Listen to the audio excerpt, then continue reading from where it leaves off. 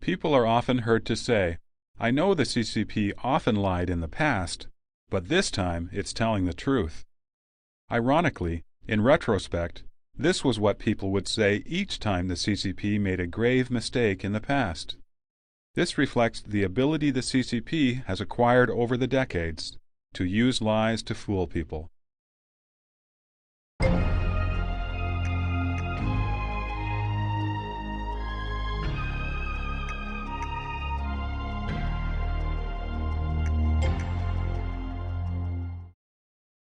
People have developed some resistance to the CCP's tall tales. In response, the CCP's fabrication and propaganda have become more subtle and professional.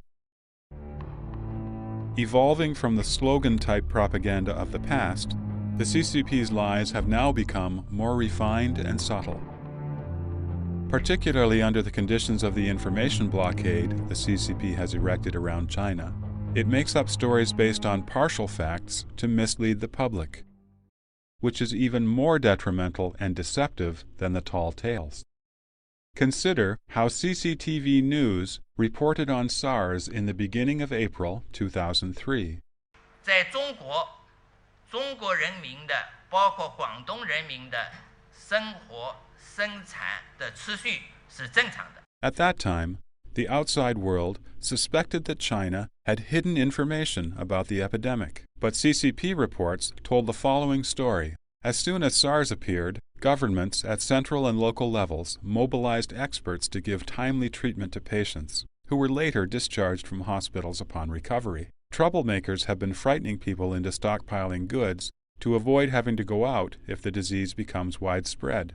The government has wasted no time to stop these rumors and is taking steps to prevent their spread so that social order can be effectively ensured.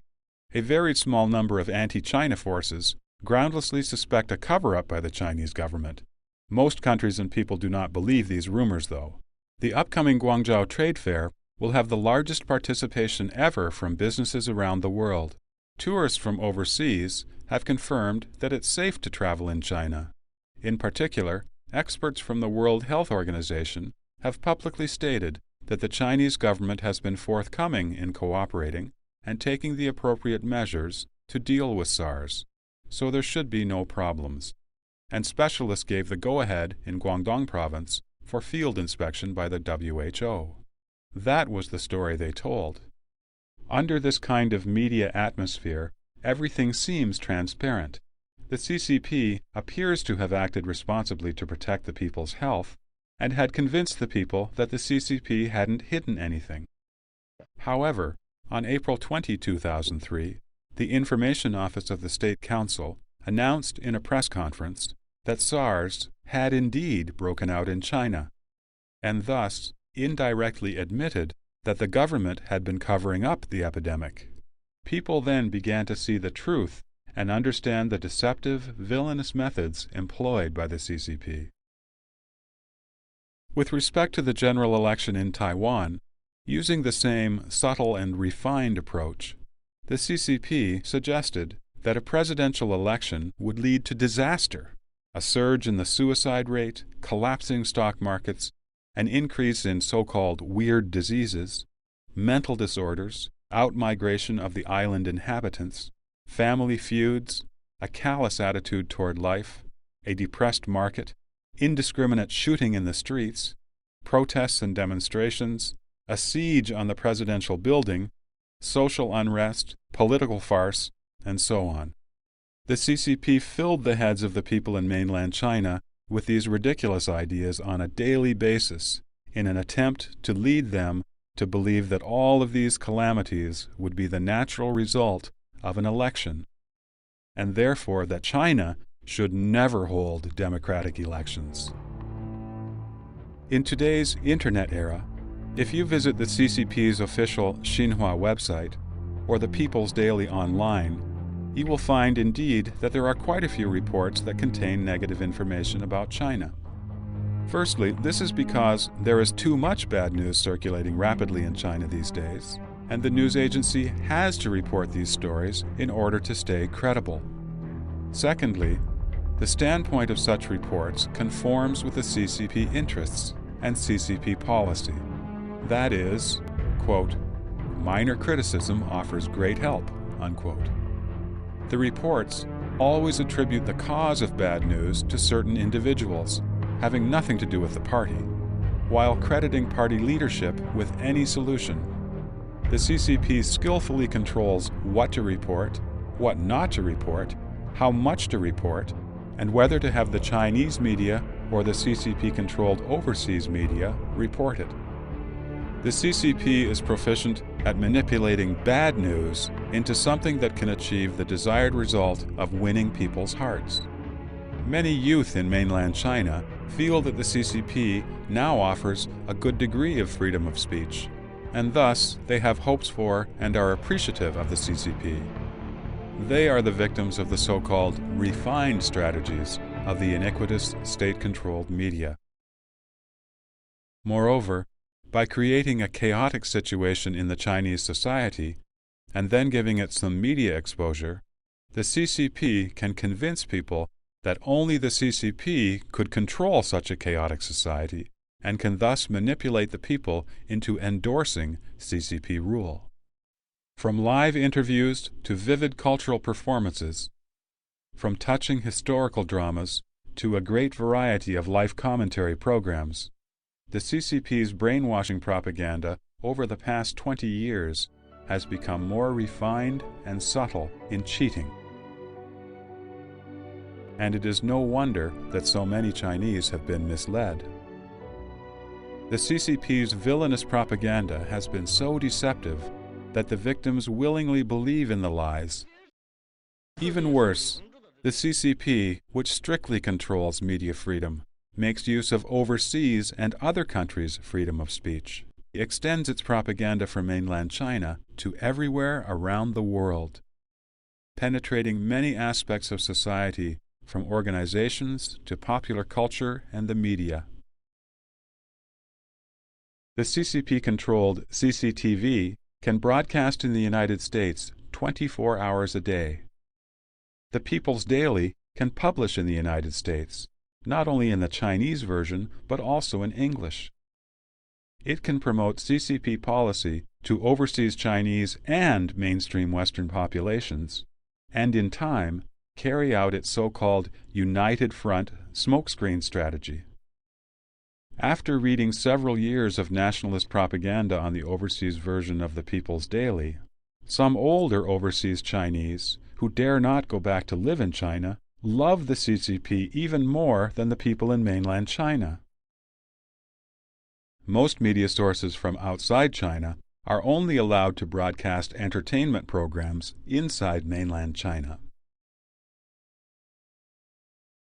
On one side, the CCP curses democracy and freedom in its own land, and on the other side, it has never stopped taking advantage of other people's democracy and freedom in other countries. The CCP even complains fiercely when other countries restrict airtime for the CCP's unfair propaganda. If the CCP is not a villain, what else could it be?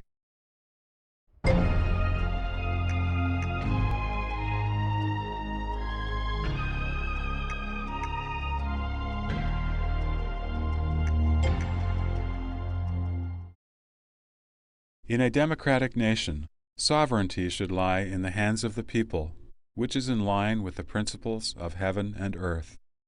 If a nation claims to be democratic, and yet sovereignty does not rest with its people, it is definitely not on the right track, and can only be regarded as a deviation. And this nation would certainly not be a democratic nation. How could democracy be possible without ending party rule and without a popular election? Return people's rights to the people. The preceding quotation sounds like something that would be written by what the CCP would call its overseas enemies, intent on slamming the CCP. In fact, the statement comes from an article in the Xinhua Daily, the official CCP newspaper, from September 27, 1945. The CCP, which had once trumpeted popular election and demanded a return of people's rights to the people, has treated the right to vote as taboo since it usurped power in 1949. The people, who are supposed to be the masters and owners of the state, have no rights whatsoever to make their own decisions. If you fancy that what's done is done, and that the evil CCP cult that has flourished on murder and has ruled China with lies will reform itself, will become benevolent, and will be willing to return people's rights to them, then you are wrong. Let us hear what the People's Daily, the CCP mouthpiece, had to say on November 23, 2004, 60 years after the public statement mentioned a moment ago. Quote, "A steadfast control of ideology is the essential ideological and political foundation for consolidating the party's rule." Unquote. When renowned CBS correspondent Mike Wallace interviewed Jiang Zemin in the year 2000, he asked Jiang why China had not conducted popular elections. Jiang's response: "The quality of the people in China is very poor." However, as early as February 25, 1939, the CCP cried out in its Xinhua Daily, "The KMT thinks that democratic politics in China are not to be realized today, but some years down the road. They hope that democratic politics will wait until the knowledge and education levels of the Chinese people reach those of the bourgeois democratic countries in Europe and America." The article then continued, "Only under the democratic system will it become easier to educate and train the people." The hypocritical difference between what Xinhua said in 1939 and what Jiang Zemin said in 2000 reflects the true picture of the CCP's sinful nature.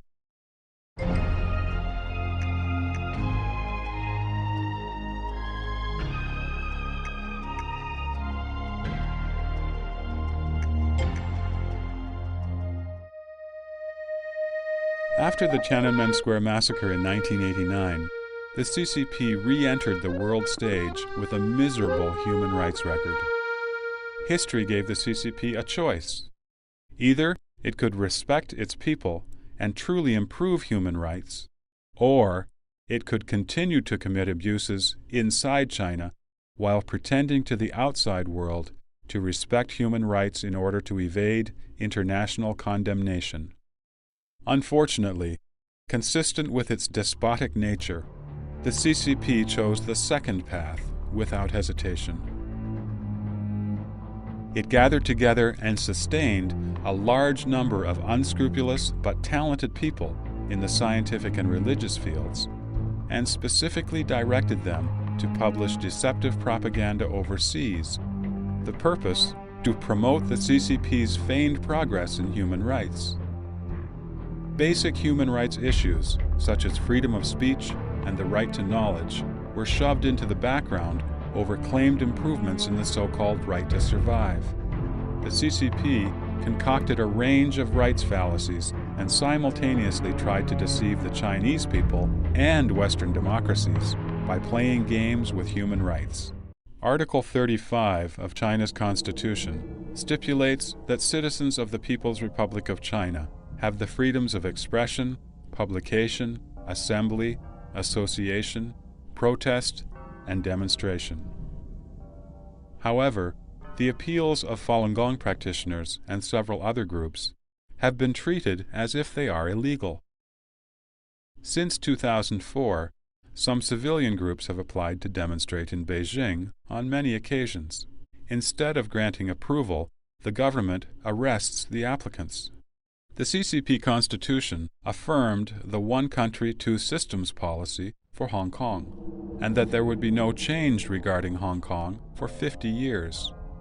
And yet, it has tried to change the two systems into one by attempting to pass tyrannical legislation, Basic Law Article 23, within just 5 years after Hong Kong's return to China. The Chinese now appear to speak their minds more freely, and besides, the internet has allowed news to travel faster. So, the CCP claims that it now allows freedom of speech, and quite a number of people have fallen for this. This is a false appearance. It is not that the CCP has become benevolent, rather, the party cannot stop social development and technological advancement. let us look at the role the CCP is playing regarding the Internet. It is blocking websites, filtering information, monitoring chat rooms, controlling emails, and incriminating Internet users. Everything it does is regressive in nature. Today, with the help of some capitalists who disregard human rights and conscience, the CCP police have been equipped with high-tech devices by which they are able to monitor from inside a patrol car every move Internet users make. In reality, China's biggest human rights abuser is the CCP itself, as well as its former General Secretary, Jiang Zemin, former Secretary of the Political and Judiciary Commission, Luo Gan, Minister Zhou Yongkang, and Deputy Minister Liu Jing of the Ministry of Public Security. The facade they put up of punishing human rights abusers is rather like a thief shouting, "Catch that thief!"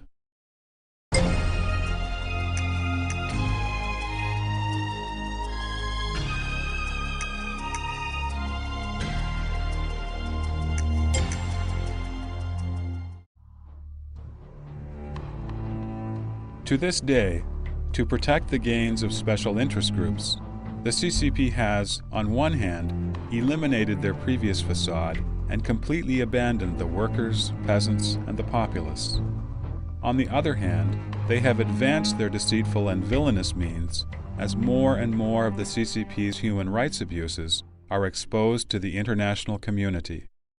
The CCP has used popular vocabulary such as the rule of law, the free market, for the people, and reform to confuse people. Their primary means of deceiving people include the following. 1. Making laws and regulations in violation of the Chinese Constitution.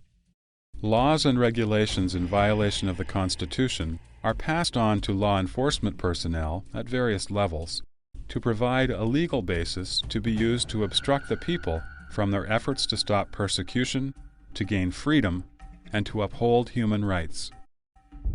2. Non-political problems are handled with political means.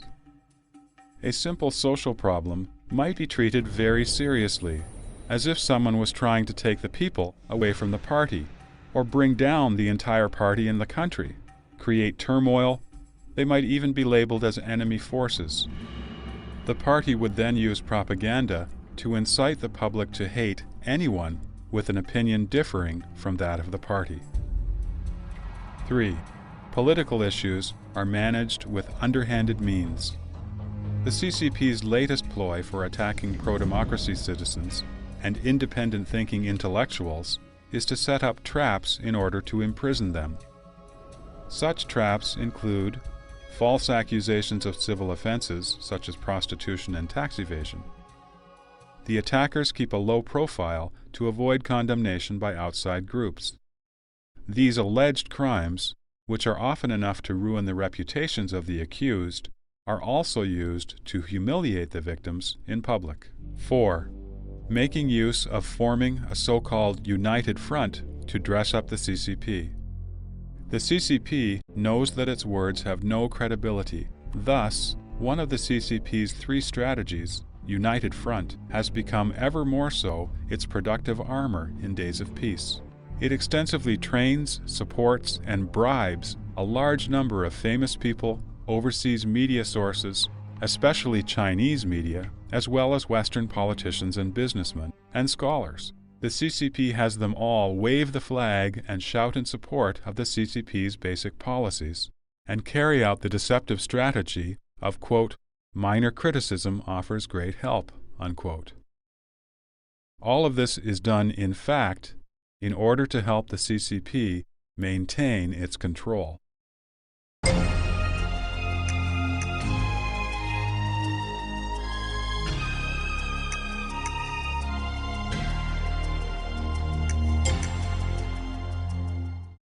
Many people know and dislike the CCP's Machiavellian behavior and loathe its struggles and deceptions. But at the same time, they fear the CCP's political movements and the resulting turmoil, and fear chaos will visit China again. Thus, once the CCP threatens people with turmoil, people fall into silent acceptance of the CCP rule and feel helpless in the face of the CCP's despotic power. In reality, who is the biggest source of instability? It is the CCP that specializes in tyranny. The CCP, with its several million troops and armed police, is the real source of turmoil. Ordinary citizens have neither the cause nor the capability to initiate turmoil. Only the regressive CCP would be so reckless as to bring the country into turmoil at any hint of change. The CCP policies of stability overrides everything else and nipping the buds of all unstable elements, these slogans have become the theoretical basis for the CCP to suppress people. The CCP instigates turmoil and then, in turn, uses the chaos it created to coerce the people. This is a common action of all villains. In the issue of the Tiananmen Square massacre, facing those that were killed in the massacre, the CCP and its cohorts did not reflect on whether they were guilty of killing. Instead, they rhetorically asked society, and let the people choose, which one is better, suppression of the students, or internal disorder that may lead to civil war? What does this act show? It can only illustrate the shamelessness of the villainous nature of the CCP.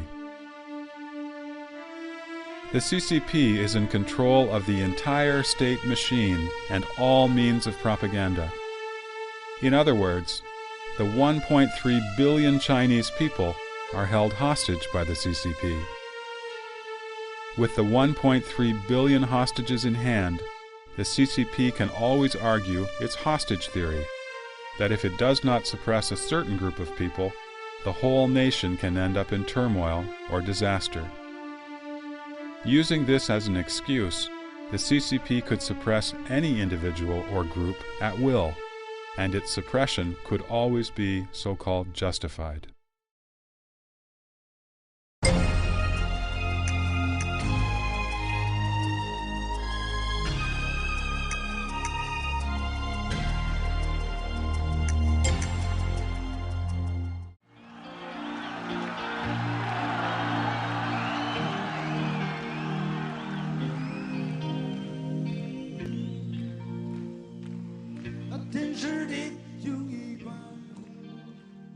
Many Chinese people feel that they now enjoy more freedom than before, so they hold out hope for the prospect of the CCP's improvement. As a matter of fact, the degree of freedom bestowed upon people depends on the CCP's sense of crisis. The CCP would do anything to maintain the collective interests of the party, including giving so-called democracy, freedom, or human rights to the people. However, under the CCP leadership, the so-called freedom bestowed by the CCP is not protected by any legislation. Such freedom is purely a tool to deceive and control people amidst the international trend toward democracy. In essence, this freedom is an irreconcilable conflict with the CCP dictatorship. Once such a conflict is beyond the CCP's tolerance level, it could take back all the freedom instantaneously. In the history of the CCP, there were several periods during which speech was relatively free, with each one followed by a period of strict control. Such cyclical patterns occur throughout the history of the CCP, further demonstrating the CCP's iniquitous nature. So, we should not mistakenly think that the CCP has changed by itself, even if we see some signs of its improving human rights. In history, when the CCP struggled to overthrow the KMT government, it pretended to be fighting for democracy for the nation. The CCP's villainous nature is such that any promise it makes cannot be trusted.